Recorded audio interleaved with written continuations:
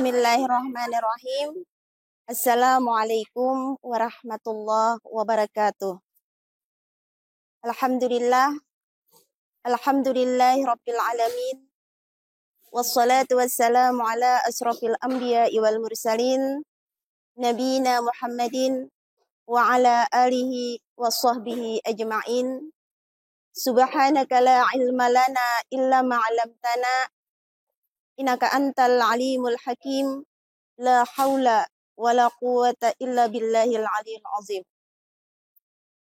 Pemirsa yang berbahagia, alhamdulillah wa syukurillah, kita senantiasa selalu memanjatkan puji dan syukur yang tak terhingga kehadirat Allah Subhanahu wa taala, karena alhamdulillah pada hari ini kita masih bisa melaksanakan ibadah puasa Ramadan. Salawat dan salam senantiasa selalu tercurah kepada junjungan kita, Nabi kita tercinta, Nabi besar, Nabi Muhammad SAW beserta keluarga dan para sahabat. Kita sekarang berada di bulan Ramadan, yang mana bulan Ramadan ini sebagaimana yang disebutkan dalam satu hadis, Iza dakhala Ramadan, apabila telah datang bulan Ramadan, futihat abwabus sama, maka pintu-pintu langit itu dibuka selebar-lebarnya.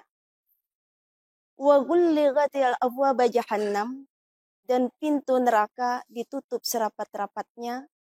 Wa sulsilatis syayatin, dan syaitan itu dibelenggu seerat-eratnya. Nah, maka kesempatan kita untuk banyak melakukan kegiatan amal ibadah selama Ramadan ini, karena bulan Ramadan ini cuma datangnya 1 tahun sekali. Nah, jadi sangat sayang bagi kita untuk melewatkan bulan Ramadan ini. Pada kesempatan kali ini, saya akan menyampaikan tentang beberapa hal yang berkaitan dengan ibadah puasa di bulan Ramadan. Kita akan sedikit membahas tentang fikih Ramadan. Yang pertama, yang perlu kita ketahui, bahwasanya puasa itu berbeda dari ibadah-ibadah yang lain. Yang pertama tentang rukun puasa. Yang mana rukun puasa ini hanya ada 2. Yang pertama adalah niat, dan yang kedua itu menahan. Niat ini bagaimana? Niat perlu kita bedakan antara puasa wajib dan puasa sunnah. Itu waktu meletakkan niatnya itu berbeda. Untuk puasa wajib, maka yang perlu kita perhatikan bahwa niat ini lebih awal. Jadi maksudnya di sini adalah bahwasanya niat terlebih dahulu baru kita melaksanakan puasa. Umpamanya dari sejak tadi malam kita sudah berniat, atau ketika kita akan makan sahur, kita sudah niat untuk melaksanakan puasa wajib. Karena kalau untuk puasa wajib ini niatnya kita berniatnya itu di pagi hari, maka jelas puasanya tidak sah. Berbeda dengan puasa sunnah. Untuk puasa sunnah, maka niatnya itu boleh belakangan. Artinya kita boleh puasa dulu, baru setelah itu niat. Dan ini ada beberapa kali ini dialami oleh Rasulullah SAW, yang mana ketika itu beliau pulang dari Masjid Nabawi setelah melaksanakan salat subuh berjamaah. Niat beliau awal ketika pulang dari masjid itu adalah untuk makan. Tetapi ternyata setelah sampai di rumah, Sayyidah Aisyah, beliau tidak punya makanan. Nah, maka Rasulullah ya ke tetangga sebelah juga adalah istri beliau. Tapi ternyata di tetangga sebelah, di rumah Sayyidah Hafsah juga tidak ada makanan, di rumah istri-istri beliau yang lain juga tidak ada makanan. Nah, maka ketika itu Rasulullah Shallallahu Alaihi Wasallam ya waktu pagi hari itu beliau berniat untuk melaksanakan puasa. Ya, tapi puasanya di sini adalah puasa sunnah dengan catatan ya dari sejak tadi malam, dari sejak subuh, dari sejak sebelum imsak ya itu sudah tidak makan lagi. Nah, itu untuk niat. Kemudian menahan ya, di antara rukun puasa itu adalah menahan. Menahan ini seperti apa? Yaitu menahan dari segala sesuatu yang membatalkan puasa itu sendiri. Ya, kalau secara resminya, kalau kita lihat di dalam Al-Quran pada surat Al-Baqarah itu bahwasanya yang membatalkan puasa itu cuma ada tiga perkara. Yang pertama makan, kemudian minum, kemudian berhubungan jima suami istri di siang hari bulan Ramadan, nah itu batal puasa. Itu yang resminya. Ya, istilah kita yang resminya, yang disebutkan di dalam Al-Quran.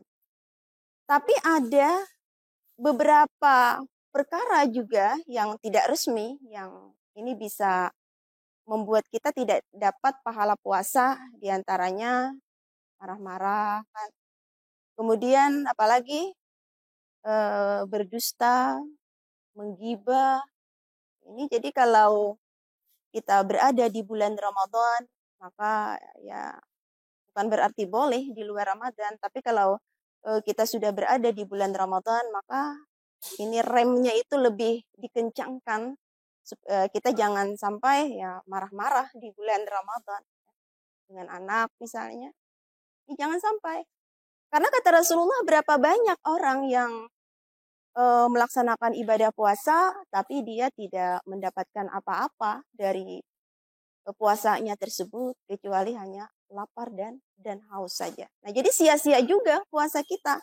Walaupun tidak batal puasa, tapi pahala puasa kita itu ya tidak ada ya atau berkurang ya. Nah, jadi kita hati-hati. Pemirsa yang berbahagia, kemudian yang selanjutnya adalah tentang perkara yang meragukan. Nah, ini karena kita hari ini adalah membahas tentang fikih puasa, ya, fikih Ramadan. Kita akan membahas tentang perkara-perkara yang meragukan apakah ini membatalkan puasa atau tidak. Di antaranya suntik misalnya, ya, kalau kita di siang hari bulan Ramadan, kita dalam keadaan berpuasa, ya apakah boleh kita ya, pergi umpamanya ke bidan atau ke dokter barangkali untuk suntik ya.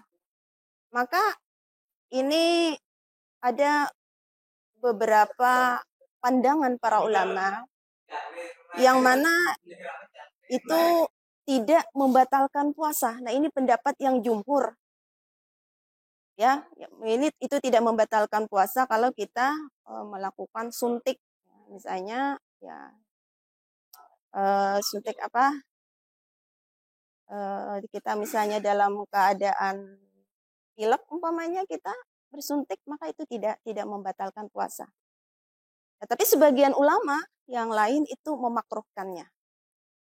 Kemudian juga bagaimana tentang memasukkan ya sesuatu ya ke dalam rongga, misalnya ke dalam beberapa lubang yang ada di tubuh kita ini. Nah, maka ada juga pendapat yang membatalkan ya. Tapi ada juga yang tidak membatalkan, tapi kebanyakan para ulama itu tidak membatalkan. Jadi kalau misalnya bagi ibu-ibu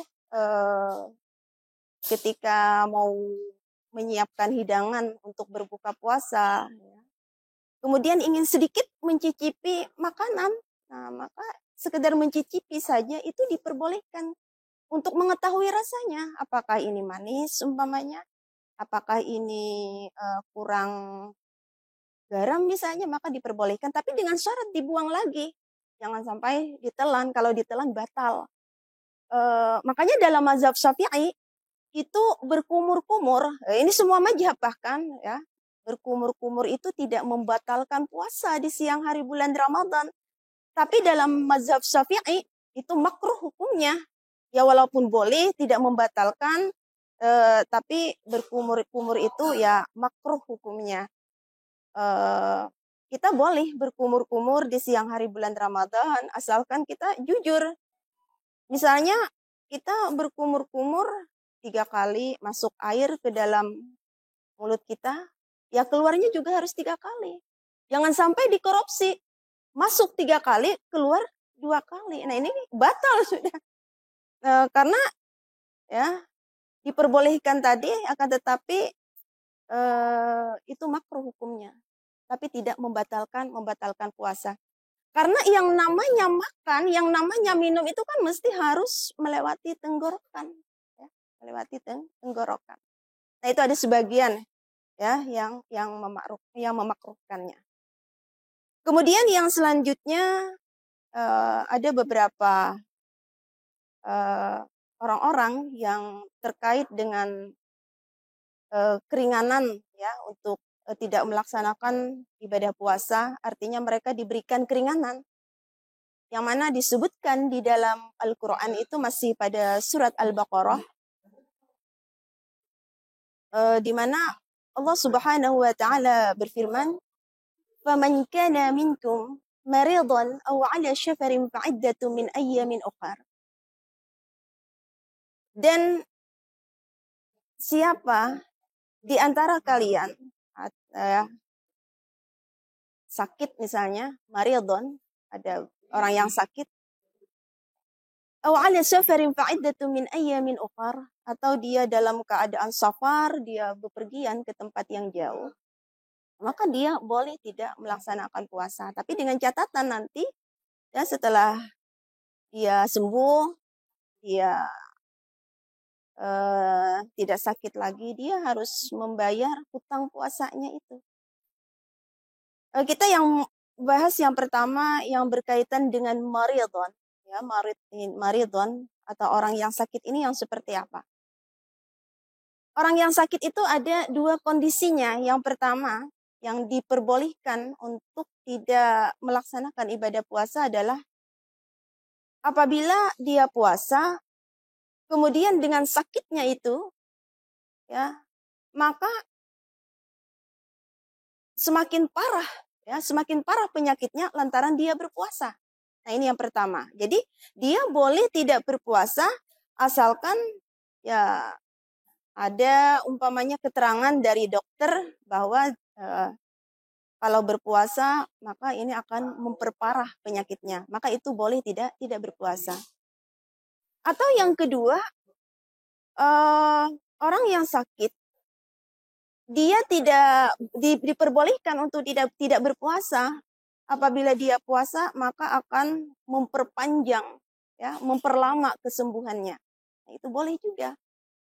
Jadi diperkirakan misalnya dia sakit kemudian sembuhnya itu ya sekitar 1 minggu lagi dia sembuh, tapi lantaran dia puasa maka ini semakin memperlambat 1 bulan. Nah, walaupun dengan sakit itu sendiri, dengan puasa itu sendiri, itu adalah untuk kesehatan. Tapi ada beberapa orang tertentu yang memang mereka dalam keadaan sakit yang tidak bisa untuk melaksanakan ibadah puasa. Kemudian yang kedua yang berkenaan dengan musafir. Ini musafir juga boleh tidak melaksanakan puasa. Di masa kenabian, di masa Rasulullah itu musafir itu ya sangat berat. Karena mesti harus melewati padang pasir ya yang tandus. Kemudian juga kendaraan di masa Nabi itu untuk menjadi musafir, untuk bepergian itu juga hanya dengan mengendarai onta. ini tidak apa ya, musafir di zaman Nabi itu kira-kira tidak nyaman ya, jauh berbeda dengan musafir kita di masa sekarang ini. Nah, orang yang dalam keadaan musafir atau dia bepergian, maka dia boleh tidak melaksanakan ibadah puasa. Wa 'ala safarin fa'iddatun min ayyamin ukhar. Dia boleh tidak berpuasa. Yang pertama ini adalah orang yang musafirnya itu yang musafir yang berat. Misal kita bepergian ya, padahal di bulan Ramadan, bulan puasa. Dari subuh tadi kita sudah niat puasa, kita sudah makan sahur, ya, kita sudah niat. Kemudian kita kemana misalnya musafirnya ke Banjarmasin. Tiba-tiba di tengah perjalanan ya kita merasa ini tidak kuat lagi untuk melaksanakan puasa, untuk melanjutkan. Bahkan sampai muntah-muntah. Nah ini kan musafirnya musafir yang berat. Nah maka orang yang seperti ini musafirnya itu boleh. Dia tidak berpuasa. Kemudian yang kedua adalah musafir yang ringan. Yang ringan ini misalnya seperti ini. Kan kita kalau mau bepergian terutama ke Banjarmasin, ya itu kan ringan nih. Naik mobil umpamanya, ya di dalam mobil juga ada AC-nya. Kemudian ada ya, kita putar tape-nya, barangkali mendengar muratal, ya. Di sana kita tertidur. Nah ini kan musafirnya ringan. Nah untuk musafir yang ringan ini, dia boleh juga tidak berpuasa. Karena apa? Karena dia sudah jadi musafir. Karena jarak tempuh dia itu sudah memenuhi syarat. Berapa jarak orang yang dikatakan musafir itu? Ini kata Rasulullah, arba'atul barid, yaitu sekitar 4 barid. Dalam hadis itu disebutkan bainal Makkah wa Usafah, antara Mekah dan Usafah. Ya, kata Rasulullah, janganlah kalian mengkasor salat. Ya, kecuali sudah mencukupi 4 parsah atau 4 barid tadi. Nah, di sini para ulama mazhab mengatakan 4 parsah itu adalah sekitar 89 km. Atau kalau kita mau genapkan 90 km. Nah, itu boleh kita tidak berpuasa. Walaupun musafir kita musafir yang ringan. Tapi jaraknya itu sudah mencapai. Tapi dengan catatan kita berangkatnya jadi musafir itu sebelum subuh. Tapi kalau misalnya kita niatnya tidak puasa, ya kita mau musafir, mau ke Banjarmasin, pagi hari kita makan, ya makan pagi hari. Kenapa makan? Nah, karena ya mau jadi musafir, mau ke Banjarmasin. Kapan berangkatnya? Nanti zuhur, setelah salat zuhur. Nah maka ini tidak boleh. Ini tidak boleh, ini bukan musafir namanya. Ya karena musafir yang ringan ini ya mesti berangkatnya itu sebelum kita sebelum subuh berangkatnya. Ini untuk musafir yang kedua. Nah ini maka alangkah lebih baiknya kalau kita dalam keadaan musafir, ya apalagi di masa sekarang ini ya musafirnya kalau kita berangkat itu kan dalam keadaan yang nyaman, berbeda dengan di masa Nabi. Ya lebih baik kita berpuasa daripada kita harus membayar hutang lagi, ya membayar gantinya lagi. Nah pemirsa yang berbahagia, mungkin kira-kira ya hanya ini yang bisa saya sampaikan yang berkaitan dengan fikih puasa ini. Dan mudah-mudahan kita senantiasa diberikan kesehatan, diberikan kekuatan.